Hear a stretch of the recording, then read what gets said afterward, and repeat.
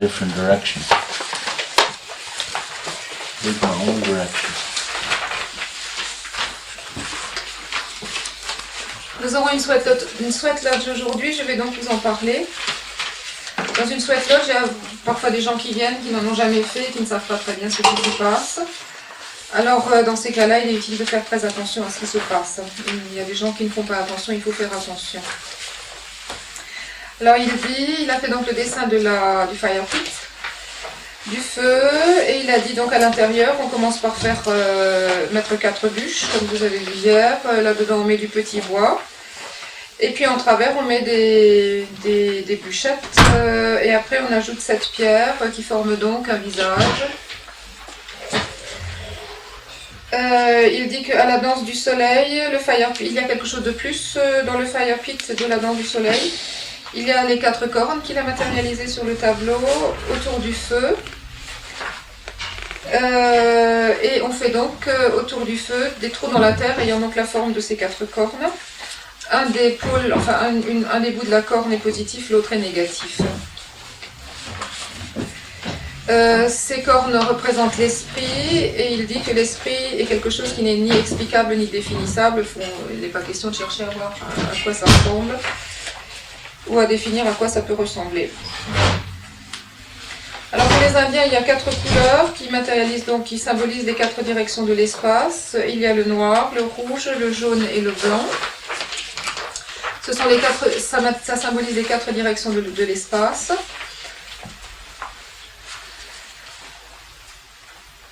Alors le feu est à l'est, enfin le haut du feu, hein, l'ouverture vers la sweat lodge est à l'est. La sweat lodge est donc à l'est du feu, et la sweat lodge elle-même est ouverte à l'ouest. La seule personne qui fait le contraire de cela est le medicine man qui s'appelle le Heyoka. Il en a vaguement parlé un peu hier. Il s'agit là de l'homme contraire, et pas, c'est pas celui dont il a parlé hier, qui était donc le sorcier ou le conjureur. C'est l'homme contraire qui fait tout à l'envers des autres. Quand il fait glacial, lui il crève de chaud, et quand il fait une chaleur à crever, lui il gèle, il claque des dents et il est bleu de froid. Hein. C'est l'homme opposé, l'homme contraire. Alors il a parlé de Black Elk et Hakasapa Black Elk. Yeah. Était donc un Heyoka. Il y a une certaine époque où les medicine man Lakota refusaient de parler des anciens enseignements parce qu'ils estimaient que n'était pas encore venu l'époque d'en parler. Et Black Elk était donc un Heyoka, et lui seul à la limite pouvait faire les choses, pouvait parler de cela puisqu'il faisait les choses à l'envers des autres, mais en parlant, il ne pouvait pas en parler à l'endroit, il en parlait forcément à l'envers. Donc les enseignements qu'il a pu donner et les choses qu'il a pu dire étaient inversés par rapport à la réalité. En faisant cela, donc en diffusant un livre, il a confondu le monde, il a donc fait que des gens le suivent et croient que ce qu'il disait était la réalité, et même parfois il a confondu des Indiens qui ne savaient plus trop à quel medicine man se vouer, qui ne savaient plus si Black Elk disait la vérité ou sinon. Hein. Il a donc changé le sens des 4 directions, et par exemple il a fait s'ouvrir la sweat lodge à l'est, alors qu'elle doit être ouverte à l'ouest. Et jusqu'à aujourd'hui, il y a encore des gens qui croient religieusement Black Elk, et la confusion existe encore aujourd'hui. Alors au commencement, il y avait un chant qui n'est pas dans le fascicule.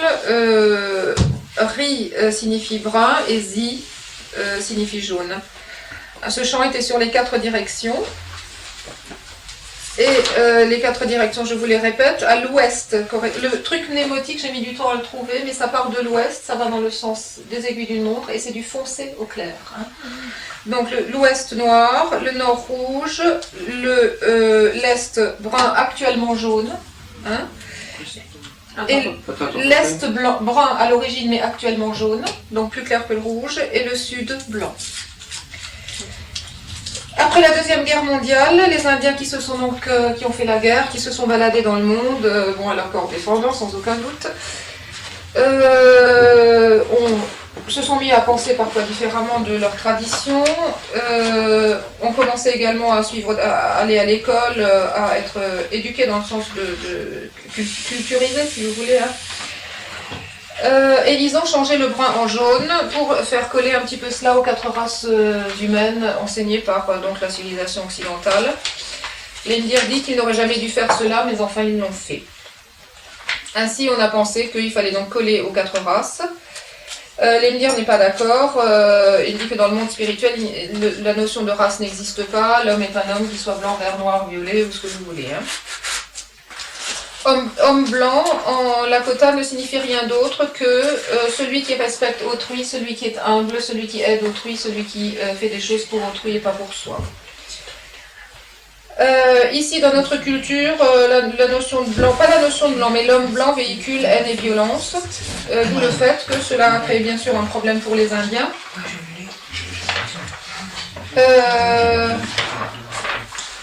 Alors au cinéma et puis dans la tradition westernienne, on vous dit que les Indiens ont fait la guerre, qu'ils adoraient faire la guerre, que c'était des combattants, qu'ils avaient qu'une envie, c'est de se taper dessus et de se massacrer. L'Indir dit que c'est faux. En fait, ils sont contre la guerre, ils sont contre les combats. Et il dit dans la spiritualité, il n'y a pas de guerre, il n'y a rien qui ressemble à ce genre de notion. Il dit la Bible, votre Bible parle de guerre tout le temps. Chez nous, nos enseignements anciens nous parlent de paix, exclusivement de paix. Les Blancs, la civilisation occidentale se balade avec la Bible dans une main, donc la religion dans une main, et l'épée dans l'autre, ce qui donnerait donc le droit, ce qui fait qu'on pense qu'on a le droit de faire la guerre. Chez les Indiens, les deux mains ne sont pas séparées l'une de l'autre, elles sont toutes les deux unies dans la notion de paix. Et il n'y a pas donc la religion d'un côté et la guerre de l'autre. Alors, ici, on a deux notions globalement, le capitalisme et le communisme. En fait, elles ont toutes les deux... Bonjour. Elles ont toutes les deux la même finalité, qui est de vous contrôler, de contrôler la Terre, de vous empêcher de penser par vous-même et de vous endoctriner. Les Indiens ne comprennent pas cela et n'ont absolument aucune Ouais, ça fait rien. attachement. Vous arrivez comme ça. Non, venez, après. Alain, santé. Bonjour, Pierre. Oui, il est revenu. Ça y est. Venez, il est sorti. Mais tu lui demandes s'il peut prendre la traduction pendant une demi-heure parce que... Bonjour. Bonjour. Je sais qu'il y a des places qui ne sont pas prises. Oh, vous vous posez où vous voulez. Bon, voilà, vous c'est parfait. libre, tranquille, relax. Et sans serrer la gueule. Bon. Alors, où en étais-je? Contrôlez. Oui. Ouais, c'est ça, les Indiens ne comprennent pas du tout ce mode de fonctionnement idéologique, etc. C'est pas du tout leur trip. Et ça leur est complètement étranger, en fait. Alors, ce qu'ils essayent de faire, c'est de faire revenir les gens à la conscience de la Terre et de les faire dépasser un petit peu toutes ces idéologies qui les enferment dans des schémas et dans des choses dont ils ne se rendent même pas compte que ça les contrôle à bloc.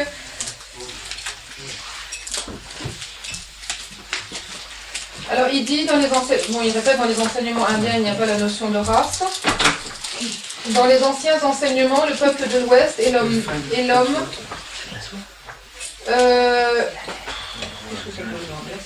Le peuple de l'Ouest.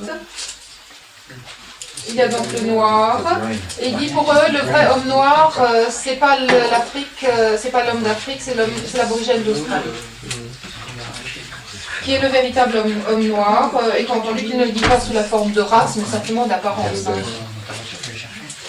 Alors à l'ouest, on trouvait à l'origine les enseignements des êtres du tonnerre, tout ce qui était en rapport avec l'électricité, les énergies dans l'atmosphère, etc.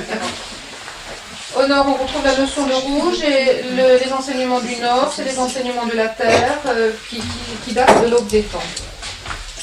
À l'est, à l'origine, il y avait donc le brun. Et à l'est, on trouve les enseignements, bon, il dit astrologiques, c'est-à-dire tout ce qui est à l'est, tout ce qui est autour de la Terre, l'ionosphère, tout ce qui est hors du cercle de la Terre, le soleil, la lune, les étoiles. Et donc postérieurement à la Deuxième Guerre mondiale, le brun est devenu jaune. Et ça a été donc transformé dans l'homme d'Orient, le jaune, le chinois, le japonais.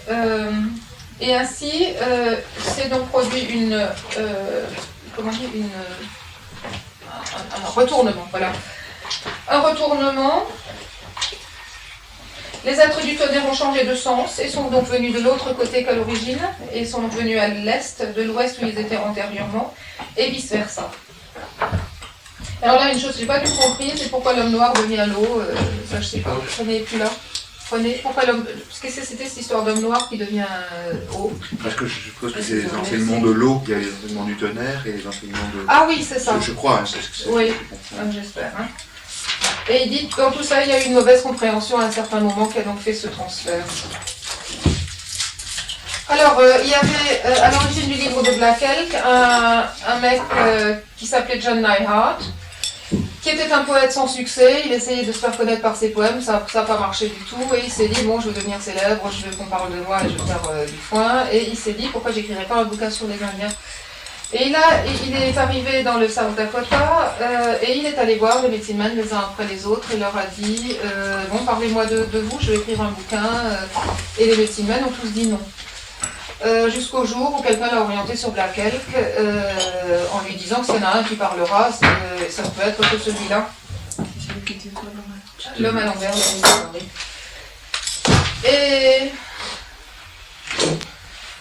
bon, il faut ajouter une chose, que John Mayer n'avait absolument aucune idée de ce que c'était la culture indienne quand il a décidé de faire son bouquin sur les Indiens. Alors Black Elk a donc accepté d'enseigner. En même temps, il s'est cassé de la civilisation indienne, à tel point qu'à un certain moment, il a même été enseignant de catholicisme dans les écoles où il y avait des jeunes Indiens. Il s'est coupé les cheveux, enfin bref, il s'est complètement éloigné de la culture indienne. Alors il y a une femme qui a actuellement 83 ans qui a fait la traduction dans la langue de John Neihart du texte de Black Elk. Elle vit encore actuellement, elle a 83 ans et il l'a vu récemment, je crois. Elle est en France actuellement. Et elle se voit. Pour toi, ça sera difficile de traduire une copie. Is that this man who was in South Dakota? Michel Petit. Bon, et Ouais, il y a étréchis. eu des rajouts postérieurs, des pages par-ci par-là, des Yeah, goes there, yeah. Is it a good one or what? Et John Neihart n'avait jamais eu de succès avec ses poèmes, et avec Black Elk, qui est devenu un best-seller, et c'est bien arrivé. Okay, I Et heard about il him. connaît Mrs. Neihart, bon, John Neihart est mort maintenant, il l'a vu récemment, je crois qu'il l'a vu tout à fait avant de venir en Europe ces derniers temps. Et cette femme lui a dit, je suis vraiment la seule à pouvoir dire comment ça s'est passé, et je vais dire comment ça s'est passé, donc c'est l'histoire qu'on vient d'entendre. Hein. Et Lémire dit, le livre est magnifique, mais il est à l'envers, alors lisez-le, sachez qu'il y a de bonnes choses dedans, mais n'en soyez pas dupes et ne rentrez pas à bloc là-dedans, parce que vous serez à côté de la plaque. Hein. Alors, il y a actuellement un Black Elk qui se balade, il faut savoir qu'il n'a absolument aucune relation avec l'ancien Black Elk. Hein. Ça n'a pas du tout il n'y a pas de filiation. La filiation directe de Black Elk est finie puisqu'il a eu une fille et la fille n'a pas eu de gosse, donc c'est terminé pour la lignée de Black Elk. Et le Black Elk actuel, beaucoup de gens croient qu'il est de la lignée de l'ancien, et c'est une absolue confusion. Lorsqu'on lui demande il dit non, il dit qu'il ne l'est pas, mais il faut le lui demander. Je veux dire, il ne va pas dire spontanément que j'ai aucun rapport avec le mec en question. Hein. Lui, il raconte des choses avant, alors. Actuel. Non, mais l'actuel, on ne sait pas trop ce qu'il fait. Oui, c'est certainement pas l'avenir. Hein. Alors, donc par ce livre, le livre de Black Elk, qui s'appelle donc Les rites secrets des Indiens Sioux. Hein. Je t'en ai parlé hier, c'est le premier bouquin que j'ai trouvé sur le sujet. C'est effectivement, il est magnifique, comme vous voulez me dire. Donc par ce livre, il y a eu diffusion d'une confusion sur le sens des couleurs et Lémire estime donc qu'il doit corriger cette confusion. Alors il a digressé il est revenu sur le mot homme blanc. L'européen est appelé l'homme blanc traditionnel et l'américain est appelé l'homme blanc, mais pas dans le sens de l'homme humble, etc. Hein. Alors pour le médecin, il n'y a pas d'homme blanc. Et il raconte une histoire qui vous dira ce que l'homme blanc, il n'y a pas d'homme blanc appelés hommes blancs, hein, sauf dans certains cas. C'est l'histoire de deux frères qui étaient trappeurs français sur la Missouri River. L'un d'entre eux était bon avec les Indiens, qu'il acceptait tout à fait, il leur donnait des coups de main, enfin il était chou comme tout. Hein. L'autre frère a cassé la terre, a planté, a été dégueulasse avec les Indiens. Enfin, Ils vendaient surtout. Et ils vendaient tout ce qu'ils pouvaient. Et les Indiens ont appelé l'un Wachichu, c'est-à-dire le deuxième, celui qui n'était pas sympa, le preneur de la meilleure part, celui qui prenait à soi, donc l'égoïste, enfin, celui qui ramenait tout à soi. Et l'autre a été appelé Wichachashka, l'homme blanc. Donc l'homme bon, celui qui est humble et qui donne aux autres. Alors Wachichu, le mauvais, n'aimait pas son frère, mais les Indiens par contre aimaient beaucoup le frère. Et lorsque le frère arrivait et disait, dans une autre tribu des environs, puisque bon, il était trappeur, il bougeait, et disait « Je suis Wichachashka », les Indiens disaient « Ok, s'il est, il est un homme bon parce qu'il est Wichachashka, il vient pour aider, donc on l'accepte sans aucun problème. » Et il dit « Personne n'aime chez nous être appelé Wachichu », c'est-à-dire celui qui prend la meilleure part. Alors en Amérique, ça s'est passé exactement de la même façon. Les gouvernements américains ont donné aux Indiens les réserves les plus moches, celles où il n'y avait pas de terre, les déserts, enfin les trucs à creuser. Hein. Mais ils se sont fait avoir puisque actuellement c'est chez nous que se trouvent les métaux, l'uranium, le pétrole, l'or et tous les trucs précieux. Et aujourd'hui le gouvernement se mord les doigts d'avoir donné aux Indiens ces endroits où il y a donc ces choses-là, ces richesses, mais les Indiens mettent bien les doigts, empêchent que l'on vienne touiller dans leur terre pour voler à la terre ce qui appartient à l'entité terre plus ou moins. Et il dit en fait c'est amusant parce que tout est dans les mains du créateur, un jour on nous lève, puis le lendemain on a les grandes richesses. Alors le blanc, la couleur blanc correspond à l'invention et aux découvertes techniques. Hein. C'est moi qui mets découvertes techniques pour définir un peu les choses, c'est donc l'invention principalement. Mais il dit que actuellement la civilisation occidentale a perdu le contrôle sur ses inventions. Et c'est complètement aberrant qu'on invente des trucs et qu'on n'arrive plus à maîtriser les choses. Et il dit, à cause de cette perte de contrôle, vous êtes obligé d'attendre que vos gouvernements vous disent quoi faire, là aussi vous êtes contrôlés, etc. Alors en 1979,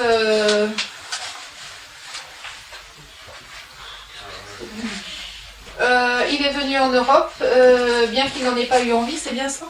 J'ai affabulé là.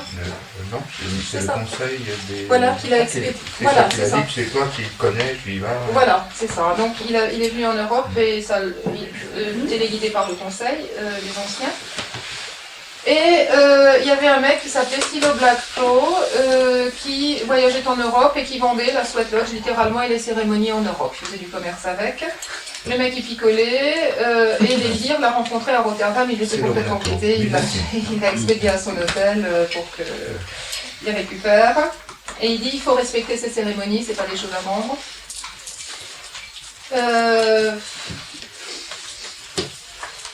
Oui, et il dit aujourd'hui des couleurs ont été ajoutées aux 4 couleurs traditionnelles, le bleu qui marche avec le noir et le vert qui marche avec le jaune. En fait, il y a 6 directions de l'espace, puisqu'il y en a 4 que vous connaissez, et puis le haut et le bas. Le haut, c'est le ciel et les forces invisibles d'en haut, ce qui correspond au bleu. Et au bas, le vert, c'est la terre, qui correspond au vert et au brun, parce que la terre est verte à l'extérieur et brune à l'intérieur.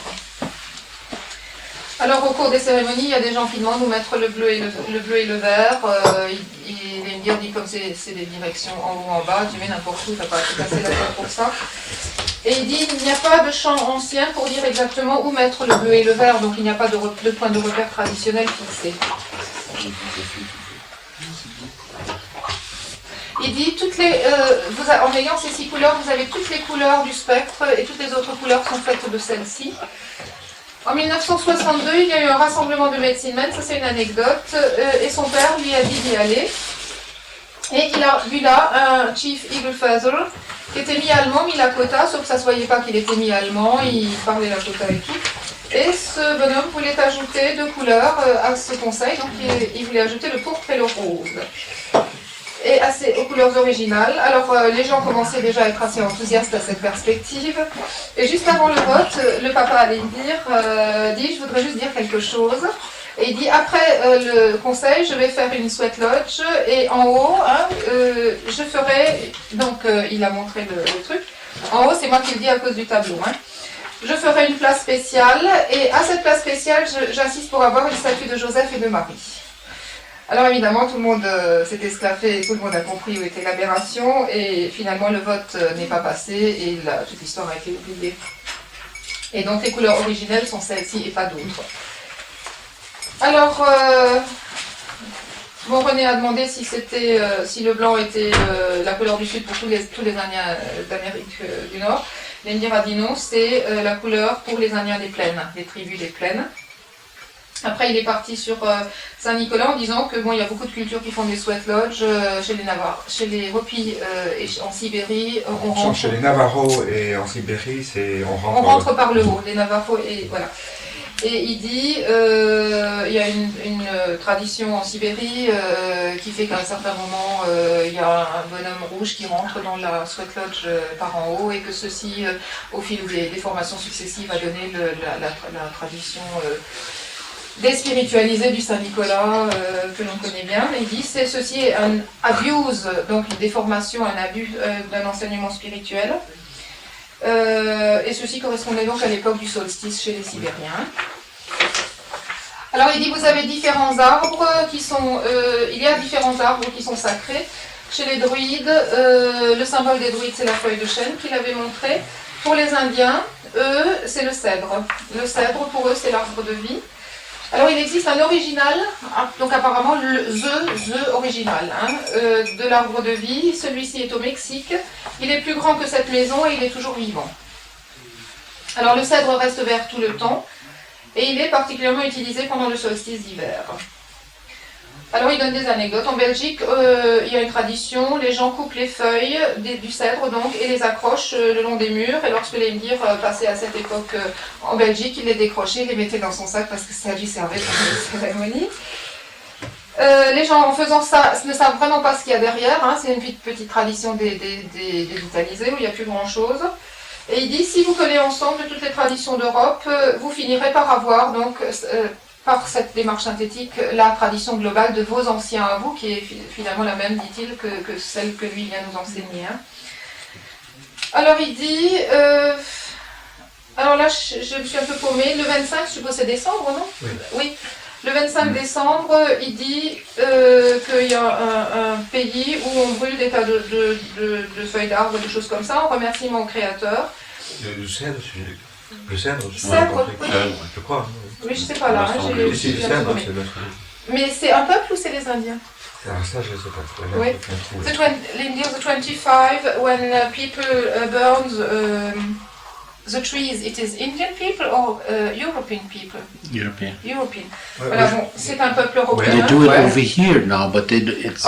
you mean before? No. You see it in Germany, you see it in Austria. They burn that, all the things, and it's happening also in Norway.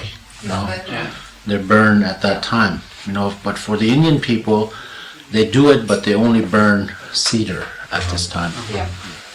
Donc en Autriche, en Norvège et je sais plus où, en Allemagne, je crois, le 25, il y a des endroits où on brûle donc des arbres. L'origine de cette tradition, c'est en fait un remerciement au Créateur, puisque la fumée de ces arbres va dans toutes les directions et représente donc une espèce d'offrande et de remerciement au Créateur.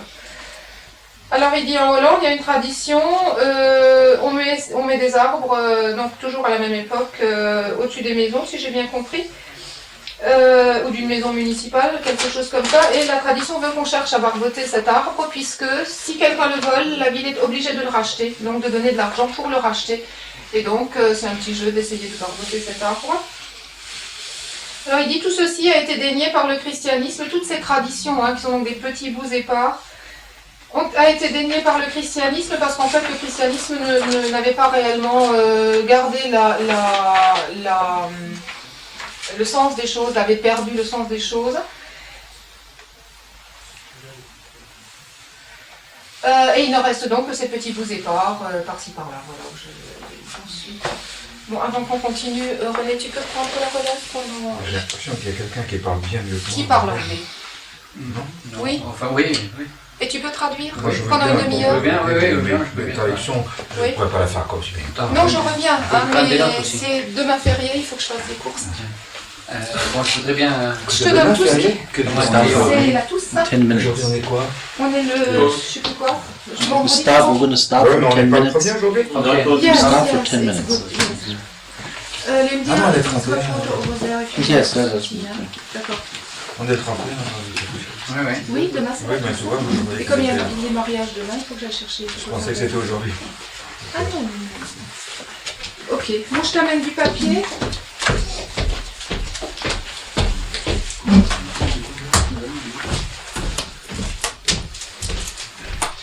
We're stopping 10 minutes. Yeah, okay.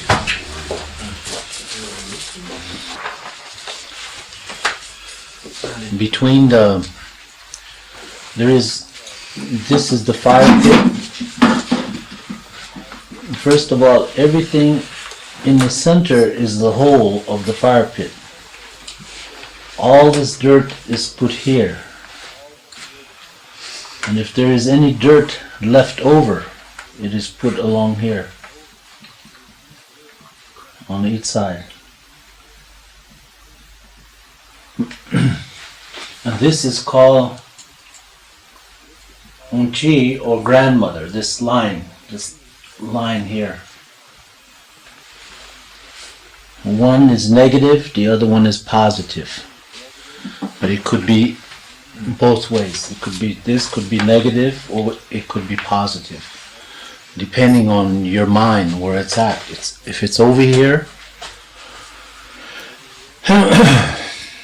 or on this side, the brain separation, wherever you're at. If you are indoctrinated in the system, you have a line between your head like this. The brain's over here and brain's over here. It doesn't work together. You think it works together, but it does not. It works on one side. On one side, the education part is involved. Here is education. And this side is spiritual, but it is not working together. One is just sitting. So the mind is just working. And here, you are thinking from your head and not from your heart. The Indian always says, the white man thinks with his head and the Indian thinks with his heart. That's the way the Indians always say it, a long time ago. Because everything that the white man did, they have to put on a piece of paper. When an Indian did something, he shook hands. This is a seal. The seal means more than this piece of paper. For this seal holds death. If you cannot follow my seal, my handshake, then I can take your life. It's easy, so. But a piece of paper does not carry nothing. It's good to make fire with, That's all a piece of paper is for. But today we live in a world of papers. We have, diploma on the wall, up here. We hang it up there. PhD, or, psychiatrist, and I got maybe 20 of them hanging on the wall, I have some at home also, but not those kind. Most of them are honorary doctorates from university, from Harvard and UCLA.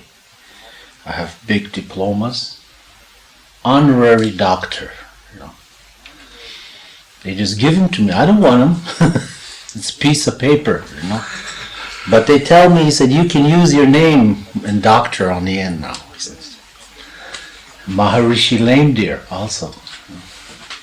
They give me the name, title, Maharishi. I don't need it. Those are just names. It doesn't matter to. To the spiritual man, it doesn't matter. You can call us anything. It doesn't matter.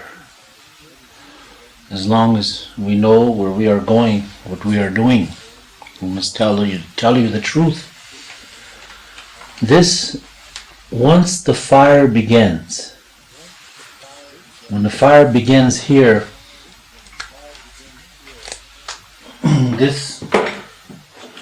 this area, you cannot walk across here. The fire has begun here now. Sometimes when the pipe is loaded, the sacred pipe is sitting here. When it is sitting there loaded, this road here, this invisible road between the sweat lodge and the fire, you cannot walk across. You have to walk this way or that way.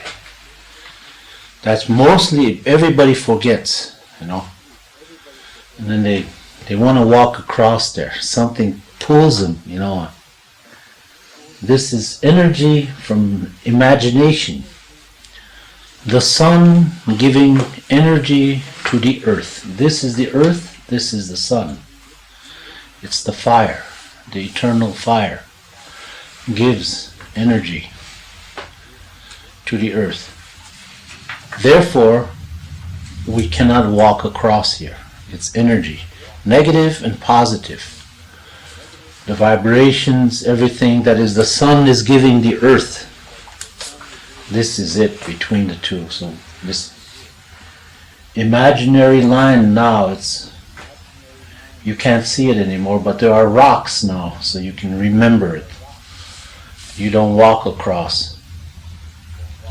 So you have to keep this in your mind. Don't walk across there. So most people, even people who run sweat lodges, they forget. There's one place you don't go across. Only the holy man and the fireman. They're the only ones who can go in there this way or across. All other people, you cannot walk across. But then when you enter into the sweat lodge, maybe you're here. You have to go this way, and you enter through here.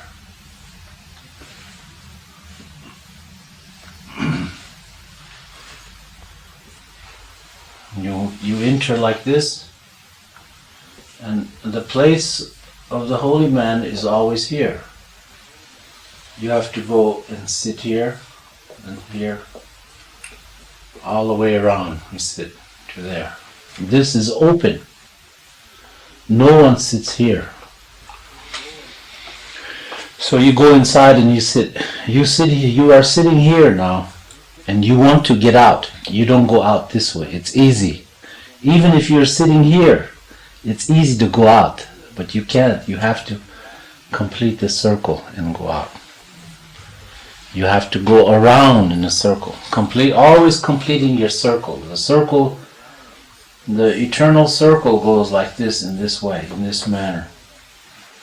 It goes always left to right.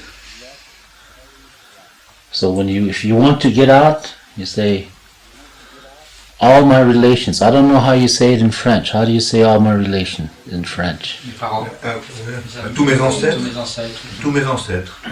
Okay, you say that to get out. If you say, let me out, I can't hear you. I don't understand that. All my relation mean, to us the word, it has a very small meaning, the English language. Mitakuye oyasi means a very encompassing thing, a large thing. Mitakuye means relation. Relationship to all things.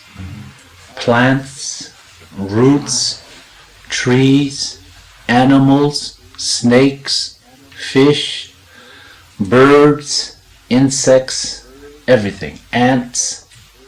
These are our relation. Everything the Creator has made is our relation. But this is not our relation. No, this is, man has made this. Man has made these. They're not relation to us. They are material things. They are not holy. All things made by man is not holy. They're material things. Material wealth is what it is. All things made by the Creator is holy. And they must be taken care of in this manner. The Creator didn't come here and make this thing, you know. He made a lot of mistakes if he did, you know. So, but you know, it's a modern technology, you know, is not made by the Creator. But all things in life is made by the Creator, and this is our relation. Mitakuye oyasi. Mitakuye means all these things encompassing. It means all of my relatives, my loved ones, and all the unseen force. The unseen force is the second dimension and the third dimension. The first dimension is you, us. We are number one dimension. We are the funny ones of the three dimensions. We are the Heoka. We are the conjurer. We are the court jesters of the three dimensions. Of the three dimensions, we are the funniest one, according to the second and third dimension. So the first dimension is us. The second dimension is the shadow of man. It's called Nari. That's the shadow of man.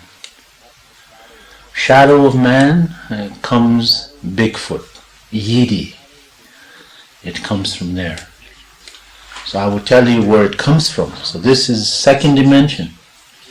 The second dimension comes Yidi, the abominable snowman. The snowman is called in Tibet the Yidi.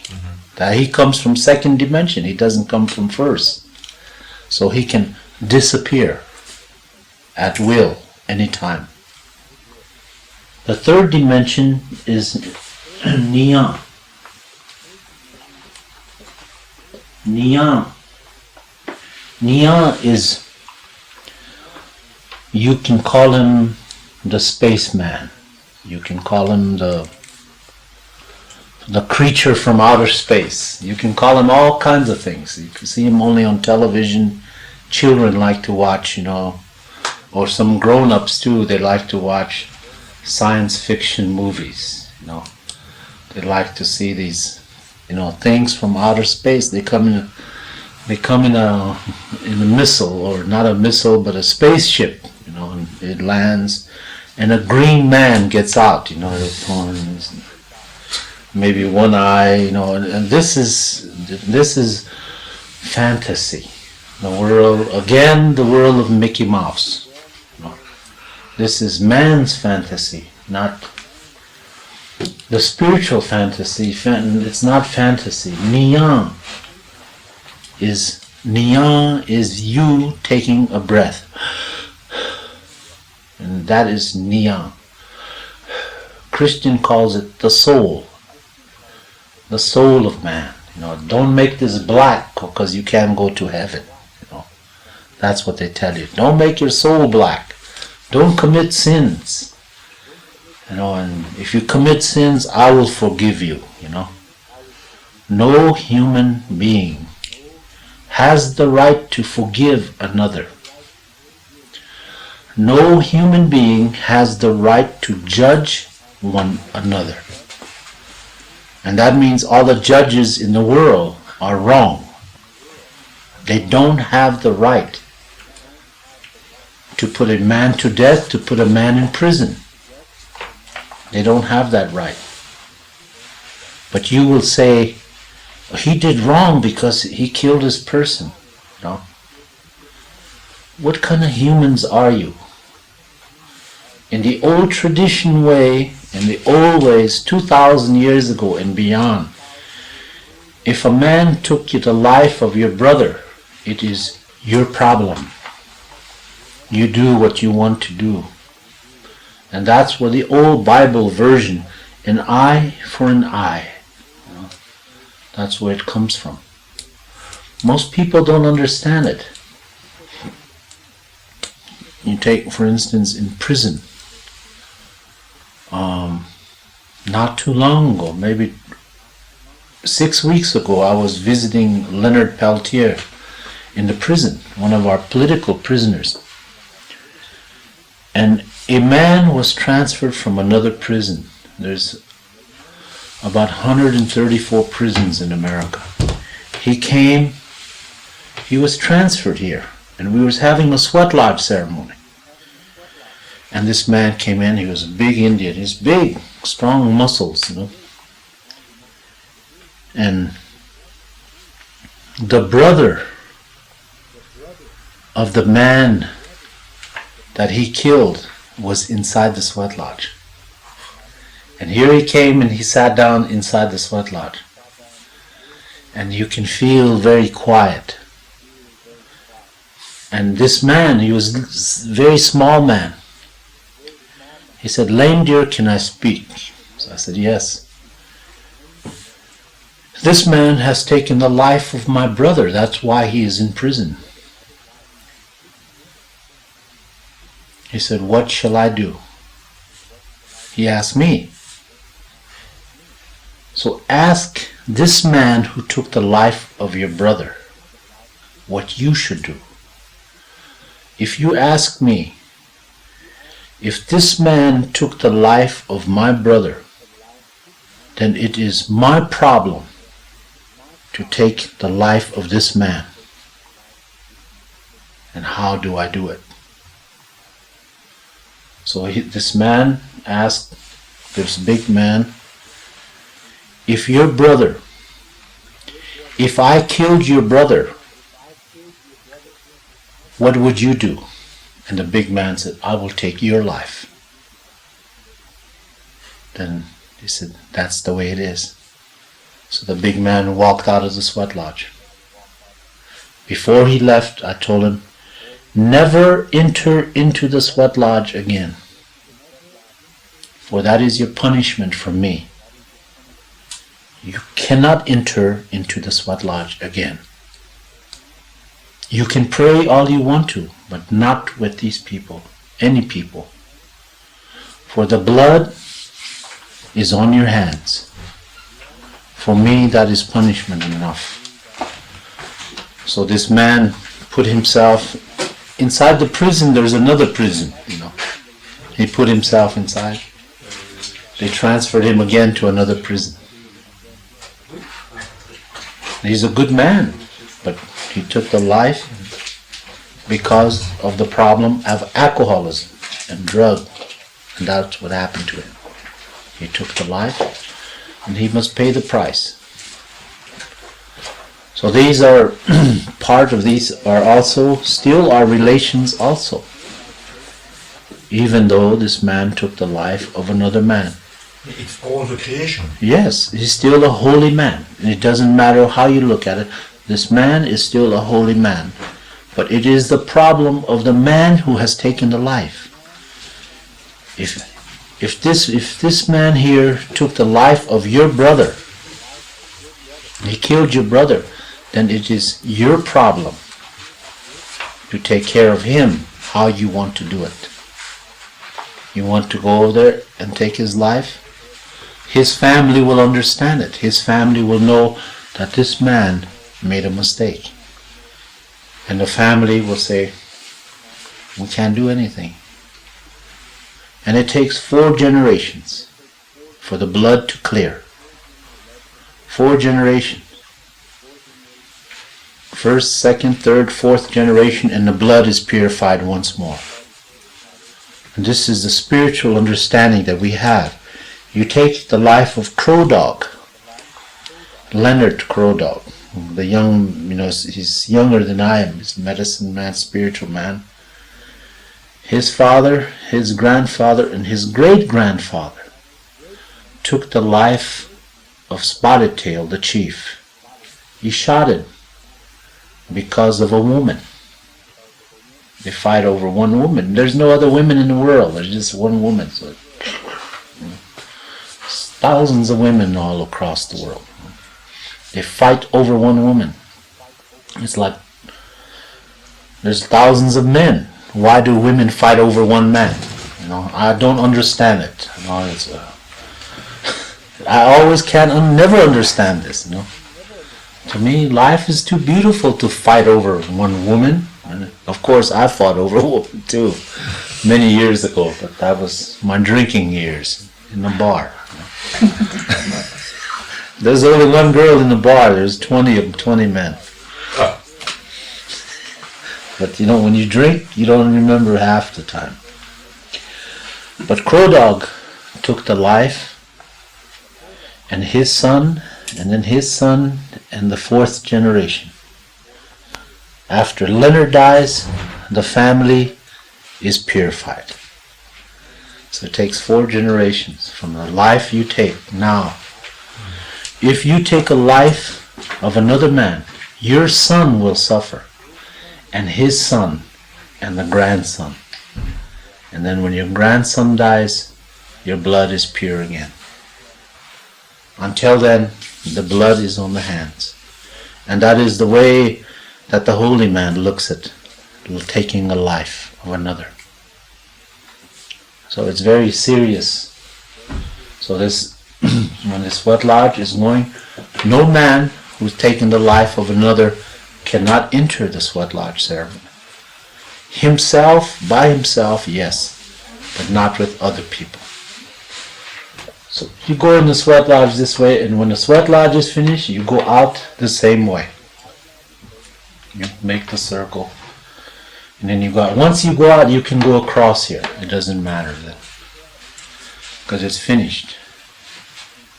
But next day we start again. Again, you cannot go across.